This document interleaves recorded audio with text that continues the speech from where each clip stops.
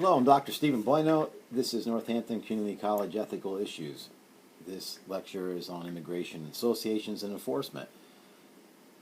Immigration in the United States is always a timely issue, especially here in the second decade of the 21st century.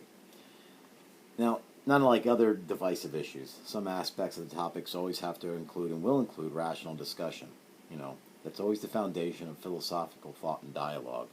So never shelve your particular passions or interest in this, but you're going to have to come at it from a logical point of view and make a rational argument to defend and give credibility to your conclusion. So there are always elements present in the cultural and the political sphere that makes this hard to dialogue. So a couple things we're going to try to consider up front is, first of all, this is a hot topic. But that being said, there's simply not going to be just two sides. In any ethical issue, we're always going to find that there's a much different way to frame the particular situation that we're trying to have some ethical evaluation as. So, for instance, here we can at least say that there are competing goods that we always have to keep in tension. And those two goods are, one, that if there were no defined borders, then you would not have a country. There would be nothing there to govern. And every country must have some notion of sovereignty, right? Or you can never say that we are this country or you are that country. The fact that a governing body has authority over a particular country without a specific area held to be this country of the governing body, it have no authority to make changes. So as simple as that is, we have to recognize that there must be some sort of definition between this is the country that's governed by a particular form of authority, and this is outside of the area where they can govern that particular area of authority. The other tension is that you can't have a sovereign country that should ever exclude the rights of others to migrate for purposes ranging from imminent danger, which could include death, to simply seeking a better life, whether it's economically or politically. So in short, the care for one's own, those citizens, is important, but as is the care for others. So no country is an island. In other words, there's always relational issues that go on with the geography upon which every society exists. So we're going to look at varying issues which we understood as the underlying analysis of immigration, what is involved with this issue, and immigration policy, what to consider in enforcing such immigration policy. Now, it'd be burdensome to tackle the complexities of specific issues, whether they're going on presently or not. Not the least would be to sort through the media hyperbole. It's impossible for us to get good information and that we would know from credible sources, and to account for our own particular political or ideological biases. So what we're going to try to do, at least in this lecture, is rely on the thinking of Christopher Heath Wellman and Jorge Mendoza. So certainly you should and you can critique their positions as well as my presentation. But I'm going to ask that you first try to comprehend their points prior to criticizing. Now, you're also going to notice that when we say the principles of reason for thinking and acting, if you try to counter an argument, in other words, if you disagree, it's not going to be enough to simply say, I think, and then just offer your opinion. It's very typical for individuals to just assert what they believe. Well, I think, and then move on to it. So even if it's an example of something that happened to you, or perhaps somebody that you've known about, we all know people that have gone through immigration. Those are important, but they're anecdotal. So there's no real way to be certain that your experience or the experiences that we've read are true in other instances, or even especially true of all instances. So remember, the veracity of an argument, that means how true it is. It's never dependent on our level of outrage. So getting mad or furious does not prove our point, though I love people with passion. We just have to connect the principles of reason with that passion. I wanted to say something before we get into the actual discussion of these two thinkers, is that in the early 1920s, there was a eugenics movement. This eugenics movement was a pseudoscience based on Darwinian evolution, where the survival of the fittest, in this particular instance, that we only want the fit to survive. So maybe out in the natural world, The unfit would be weeded out, but because of our society, we can care for those that may not have the same mental and moral capacities of others, that they are surviving. So we have to perhaps, find a way to make, our country not as diluted with people that were considered inferior. So in 1924 was the Immigration Act. Now the reason why I bring this up is because we have quotas on immigrants that come from various countries. To deal with exactly how undocumented immigrants come into the country would be a little bit beyond what we're going to have the ability to reason out in this. I know that that is what's on the particular palette of the media at the moment, but we're always trying to get to the foundation of exactly what is behind all of this immigration. So let me just say something about the Immigration Act, just to this degree. The reality is the quotas that we have today didn't just fall out of the sky. This many from that country, this many from that country, and so on. Prior to 1924, people came through Ellis Island, and they were basically brought into the system. After that, the origins of their countries and how many were allowed to immigrate were governed by laws, and those laws left quotas for how many people may or may not be able to enter. So in the early part of the 20th century, Jews, Italians, Greeks, and Eastern Europeans, they were the out group. So they were the ones, especially the Jews and Italians, they were the ones that the country was very interested in not having more of. So even after World War II, when hundreds of thousands of people were displaced and dying, access still remained limited. Now, the limits from the Immigration Act of 1924 remained in place until 1965. At that point, we had the Immigration and Nationality Act that ended these immigration restrictions that were simply based on nationality, ethnicity, and race. But that particular way to determine whether or not somebody can come here still sort of like staying in the ethos of the people. Let's say it that way. What I'm trying to say is today, we have Central Americans and maybe Muslims that are having difficulty immigrating into this country. They would probably be the equivalent of the 1920s Jews and Italians. So the out-group today, within a generation or two, will no longer be the out-group, as difficult as that might be for us to foresee, but there will be another out-group. So Hispanics, Muslims, and even the individuals coming from Haiti and such, once they're integrated in society and their grandchildren are sitting in the seats that you are, there will be some other group that will form what is at least rhetorically the unfit, and we'll be struggling through that.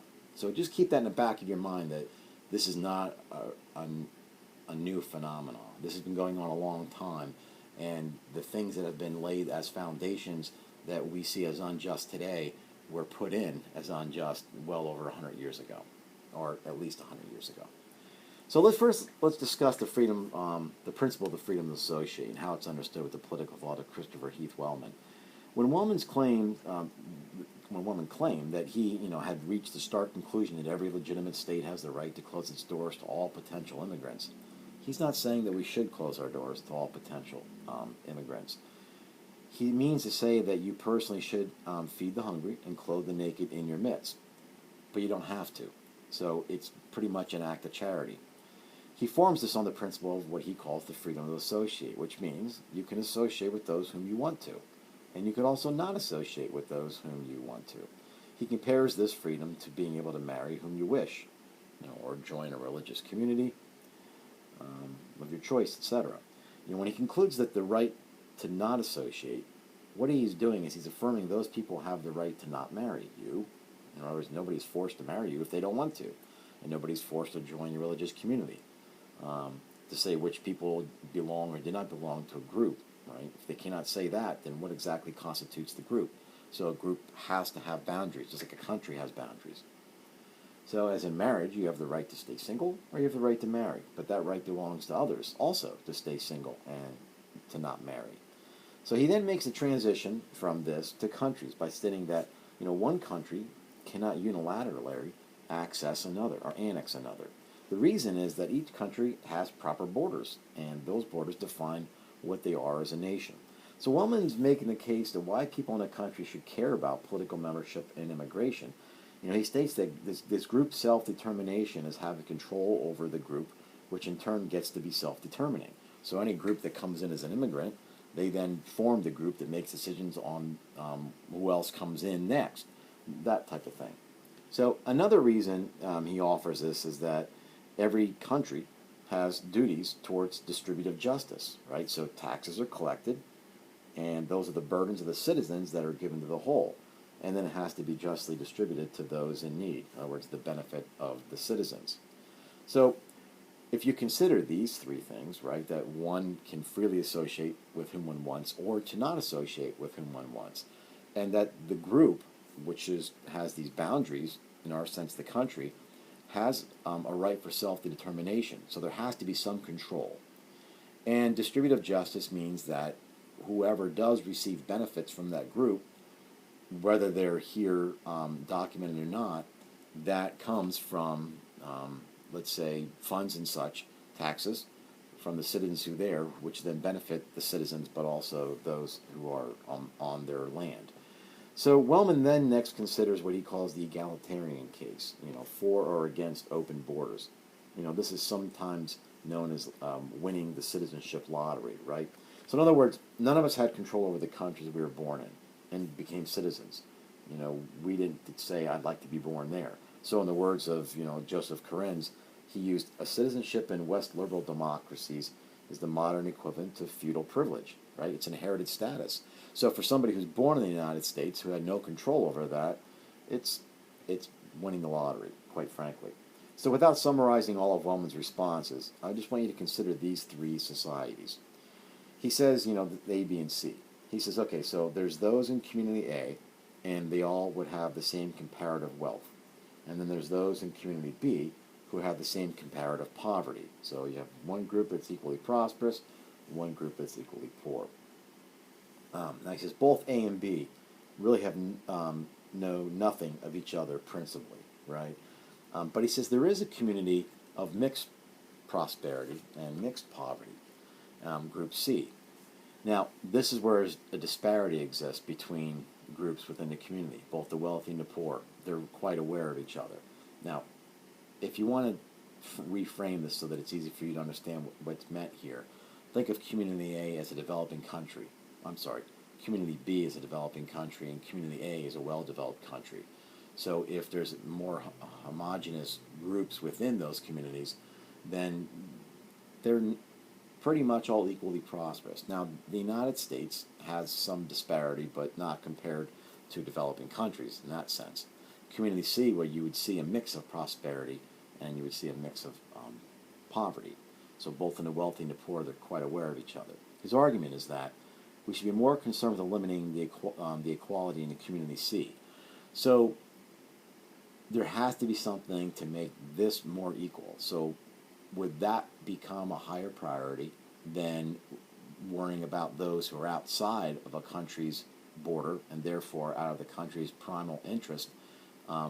Should you help your own first? Now he's making a more nuanced argument than simply saying, do the people in the United States come first. That's not quite what he means by this, but you might hear it like that.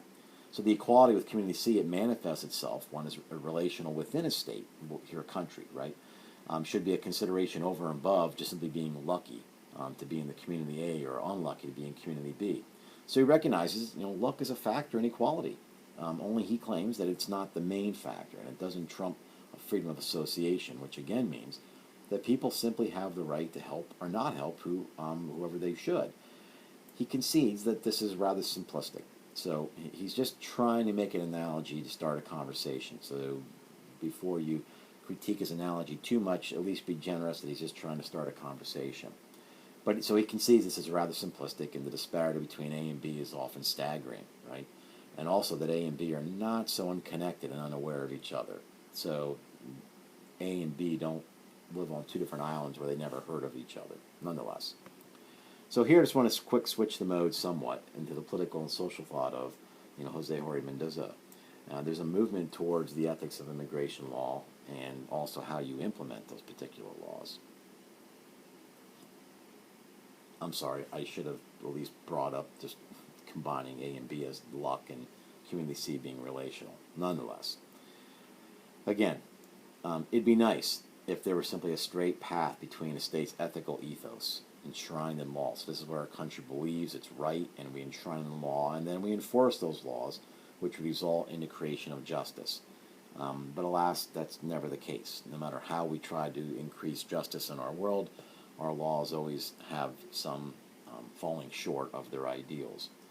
So we have laws and implementation of those laws and appeals and revisions, and they can be both just and unjust executions of those laws. Laws that perhaps don't really meet real-life conditions, or we're not quite sure of how they may create unjust situations that were unintended. So, laws which are perhaps too abstract and they can't properly be fitted to the messiness one finds in the issue of immigration. So if you found yourself agreeing with Wellman, then Mendoza's approach will challenge you. If you were challenged by Wellman's argument, then Mendoza's response might more closely fit your understanding of the immigration issue.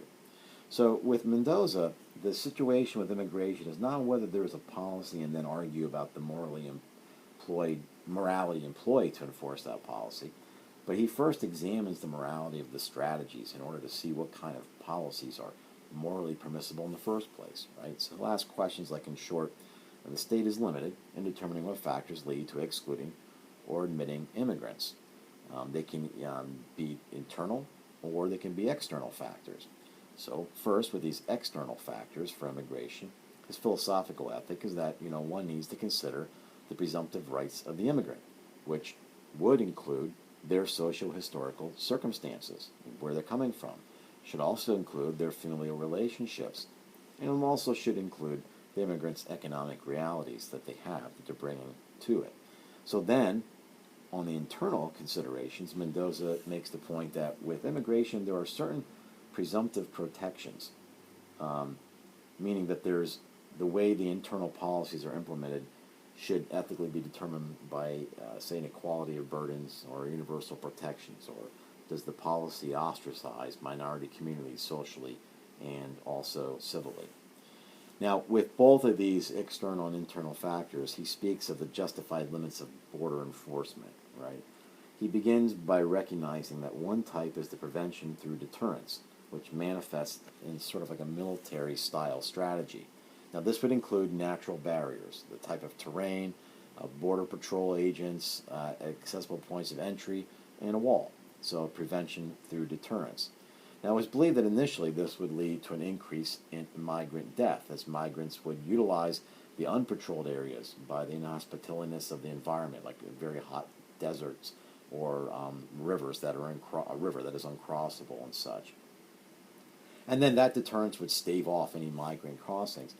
But the crossings, even at the remote areas, did not necessarily decrease. So Mendoza says that this idea proved to be both inexpensive and ineffective, and unfortunately people died. One of the reasons this led to even higher migration levels in the United States was that it ended circular migration. Now, this is an irony, I guess, if you want to say it that way. So migrants were used, without the actual deterrence of having the border patrolled so heavily, they were used to going back and forth. They'd come up for seasonal work and then return to Central America afterwards. Well, this locked the people that were here in, and did not allow those that were out to come in. So you lost the fluidity going back and forth. It was simply too risky. So they stayed, they planted roots in the U.S. So Mendoza argues, contrary to Wellman, who did not hold that legitimate states must respect individual liberty and equality, that border enforcement cannot then use intrusive methods or practices that infringe objectively on the liberties of individuals, even migrants. Now, that individual liberty, places limits on the kinds of enforcements used. So Mendoza holds that there are push factors, from the countries of origin, and then there's pull factors in the countries of the destination. Wellman's aid to the other countries, remember that's why they would not have to immigrate in the first place, would address the push factor. So today we would hear root causes. But that doesn't address the immigrants who are leaving due to those push factors. Poverty, fear, personal safety and such. So then the pull factors, how does the country eliminate themselves being an attraction. How does one make the enemy, the economy, not attractive so that people would not come here? We see a little bit of this going on with COVID. There was a slowing down in immigration during that time because there was no economy here, so there was nothing attractive for immigrants to immigrate to. So that's one way, perhaps, but you don't want to make your economy unattractive, or the desire to be with family is not a pull. So a liberal state, and by liberal I mean free markets, does not have the same control a totalitarian state would have in that regard. A totalitarian state would simply just, have absolute closed borders and only let in those that they want. So we could say more on that, but I just want to talk a little bit about Mendoza's take on internal limits. This is like what is justified in that regard. So I mentioned earlier that with internal issues, Mendoza held that liberties of individuals could not be infringed on in an objectionable or an immoral way. So the ethical issue then with internal enforcement is not all citizens really are affected in the same way, right? Some minorities who are citizens will be harassed, and other non-citizens who do not fit the profile are not as likely to have their lives disrupted unjustly. The concern is that this attrition through enforcement, it runs the risk of not respecting the human rights that are due all persons, regardless of their immigration status. So Mendoza makes the case that there must be some canopy of protection that would equally shield both citizens and non-citizens from immigration enforcement excesses. In other words, what are the collateral damages?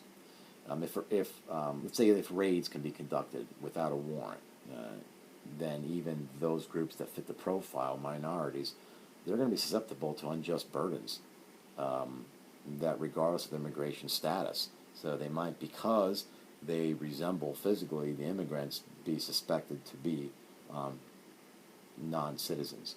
This is what he means when he says there must be some equality of burdens as a standard used in internal immigration enforcement. But further then, this equality of burdens is not really sufficient in itself, according to Mendoza. So he also states, that there must be present some, say, universal protection standard, meaning just as it sounds, that all peoples, regardless of race or ethnicity, they share the same protection as the majority, who are assumed to be citizens. Further meaning that there is first a presumption of innocence, not that this individual, because of they resemble an immigrant, are would be suspect of anything. So this then is Mendoza's response to Wellman, is that his freedom to associate principle really does not hold up when it's applied to internal and external enforcement. Now, it's likely this is a lot to take in, but this should help you reframe it from starting out with understanding that we have competing goods and tensions, sovereign nation and also basic ethical rights, and that the immigration policies in place now didn't fall out of the sky. They came from unjust immigration policies targeting Jews and Italians back in the early 20th century, and that they have been inherited. And then as far as these two, they're not sides, let's try to be clear about that, but these two approaches have their merits. So I think you should consider what merit there is to say that we have a freedom to associate with those that we would like to, and we have a freedom to not associate with those that we like to.